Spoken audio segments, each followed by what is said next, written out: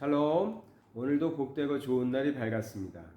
오늘도 주의 말씀과 함께 하루를 열어가시기 바랍니다. 오늘 요한복음 20장의 말씀을 나누려고 합니다. 21절에서 23절까지의 말씀 보도록 하겠습니다. 예수께서 또 이르시되 너희에게 평강이 있을지어다. 아버지께서 나를 보내신 것 같이 나도 너희를 보내노라. 이 말씀을 하시고 그들을 향하여 숨을 내쉬며 이르시되 성령을 받아라. 너희가 누구의 죄든지 사하면 사하여질 것이요 누구의 죄든지 그대로 두면 그대로 있으리라 하시니라. 아멘. 이제 부활하신 예수님은 제자들을 찾아오셨습니다. 제자들을 만나서 사실은 예수님의 죽으심, 예수님의 십자가의 죽으심 때문에 굉장히 낭망하고 또 슬퍼하고 두려워하고 있는 제자들을 찾아오셔서 그들에게 평강이 있을지어다 라고 선포하심으로 그들을 찾아오셔서 위로하시고 세심을 주시는 것이죠. 오늘 20장에만 봐도 평강이 있을지어다 라는 인사말이 3번이나 나오는데요. 주님께서는 우리에게 평강의 왕으로 부활하셔서 다시 찾아오시는 것이죠. 그래서 제자들에게 평강이 있을지어다 라고 말씀하시면서 제자들에게 이런 말씀을 하십니다. 21절에 보니까 이르시되 너희에게 평강이 있을지어다. 아버지께서 나를 보내신 것 같이 나도 너희를 보내노라. 이 말씀을 하세요. 그러니까 이제 부활하신 예수님께서는 이제 내가 부활했으니까 너희들과 내가 잘 지내자, 뭐 함께 끝까지 가자, 이런 말씀이 아니라 예수님께서는 아버지께서 나를 보낸 것 같이, 그러니까 원래 아들 예수는 하나님이셨잖아요. 근데 독생자 아들 예수를 세상에 보내셨잖아요.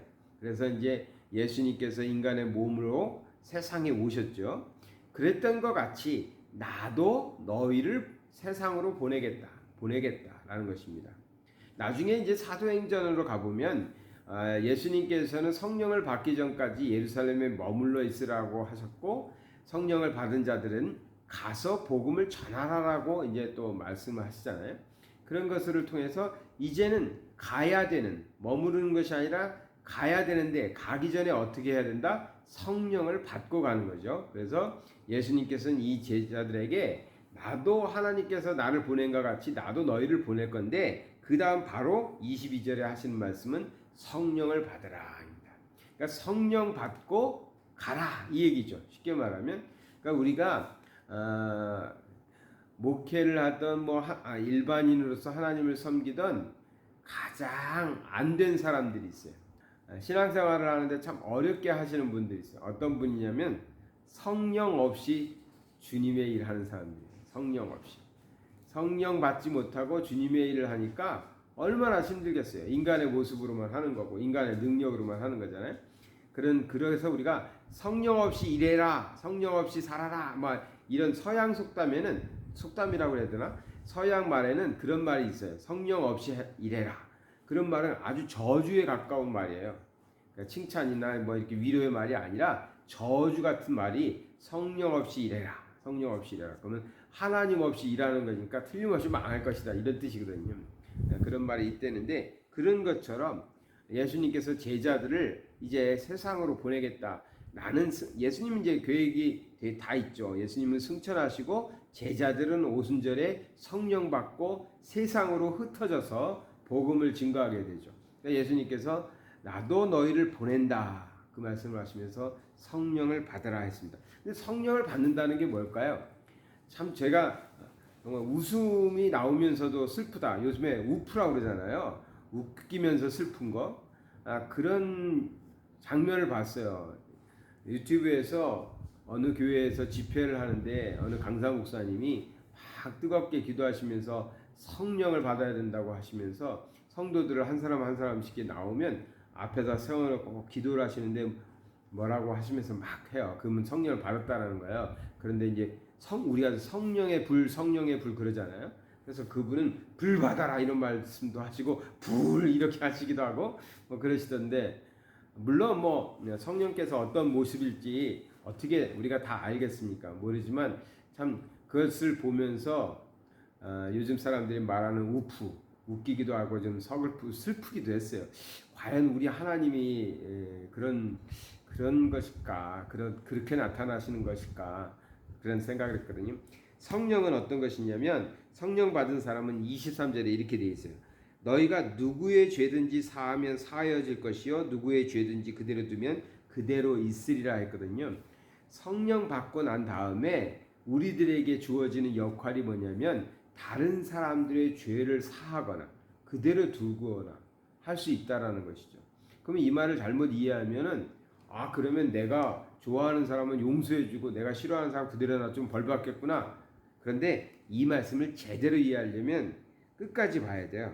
20장 30절과 31절을 보면 예수께서 제자들 앞에서 이 책에 기록되지 아니한 다른 표적도 많이 행하셨으나 그렇죠. 성경에 없는 일들도 많이 있었겠죠. 그러나 오직 이것을 기록함은 너희로 예수께서 하나님의 아들 그리스도이심을 믿게 하려 하며 믿음을 갖게 하기 위해서 성경을 썼다는 거예요. 또 너희로 믿고 그 이름을 힘입어 생명을 얻게 하려 함이니라. 결국은 우리가 예수 믿고 생명 얻는 구원받게 하시려고 하나님께서는 예수님을 이 땅에 보내셨고 예수님께서는 이 땅에서 많은 기적과 말씀을 하셨죠. 그것을 기록해 놨다. 그것을 위해서 사람들이 예수 믿고 구원받게 하려고 다시 돌아가서 우리가 성령을 받고 보내심을 받아서 세상으로 갈 때는 우리의 역할은 뭐겠어요? 가서 예수 그리스도를 증거해서 전해서 그들도 예수님이 하나님의 아들이심을 그리스도임을 믿게 하여 그들도 믿음으로 생명을 얻게 하는 것. 그것이 성령 받은 사람의 책임이고 할 일이라는 것이죠. 그런데 그 책임을 하지 않으면 그 책임을 감당하지 않으면 누구의 죄든지 그대로 두면 그대로 있으리라 했잖아요.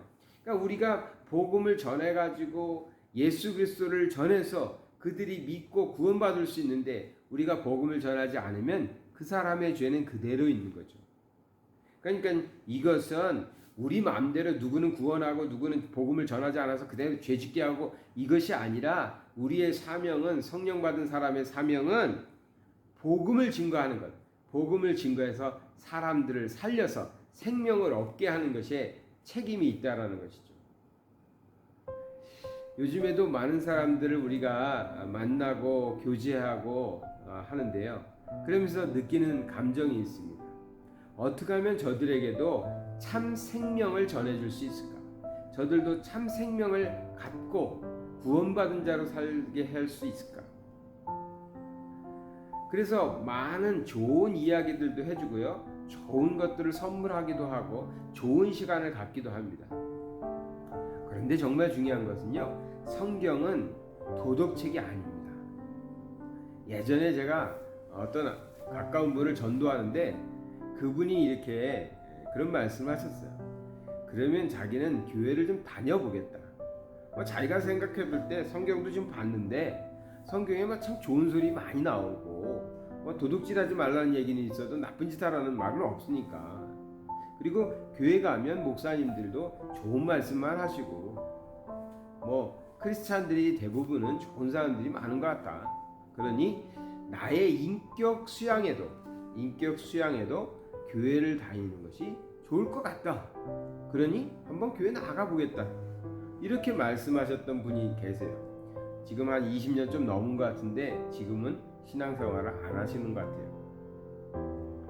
성경은요 그런 것이 아닙니다.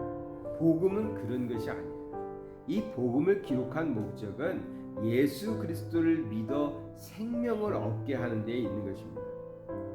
우리가 우리 주변에 믿지 않는 사람들, 가까운 이웃들 잘 섬기고 또 교제하고 좋은 이야기들도 함께 하죠. 그러나 꼭 잊지 말아야 할 것은 우리는 어떤 사람입니까? 성령 받은 사람이고 주님이 보낸 사람들이에요. 그래서 주님이 보내셔서 우리가 누구의 죄든지 사하면 사해진다고 했어요. 그 말은 복음을 전해서 예수 믿게 해서 사람을 살릴 수 있다라는 것이죠. 이 복음을 전하면 사람이 살 수도 있는 거고 복음을 들려주지 않으면 복음을 들려주지 않으면 그 사람의 죄가 사해지지 않는 거죠. 믿을 기회가 없는 거니까. 우리가 예수를 믿고 생명을 얻은 것처럼 우리 가까운 친척들, 이웃들, 형제들에게 친하게 지내고 잘 대해주고 좋은 것으로 함께하고 좋은 이야기들을 나누고 이것도 다 중요하고 좋은 일들입니다. 그러나 생명을 살리는 일은 아니에요. 생명을 살리는 것은 이 말씀에 입각해서 우리 예수 그리스도를 전하고 예수 그리스도를 믿게 하는 것이죠. 그것은 성령 받은 사람만 할 수 있는 것입니다. 성령을 받으라 말씀하시고 난 후에 예수님께서 누구의 죄든지 사면이라고 표현하고 있거든요. 또 제자들도 오순절에 성령을 받고 그 이후에 나가서 복음을 전할 때 많은 기적들이 일어났던 것입니다. 성령을 모시고 살아가는 우리들은 우리가 진정 무엇을 전해야 되고 무엇을 선포해야 되고 무엇을 전파하면서 살아야 될지 꼭 기억하시고 우리의 삶 속에서 사람을 살리는 일, 그 일을 감당하시길 바랍니다. 사랑의 하나님 아버지 감사합니다. 우리를 먼저 부르시고 성령을 선물로 주셔서 성령 받고 예수 그리스도를 주라 시인하며 살아가게 해주심을 감사드립니다. 우리 안에 생명이 있듯이 우리 주변에도 많은 사람들이 참 좋은 사람도 있고 착한 사람도 있고 정말 훌륭한 사람들도 있지만 무엇보다도 중요한 것은 그들도 예수 그리스도를 하나님의 아들 메시아로 그리스도로 인정하고 고백하고 그래서 믿음으로 말미암아 생명을 얻은 자 될 수 있도록 우리가 이 일에 복음 들고 나아갈 수 있도록 인도하여 주시옵소서.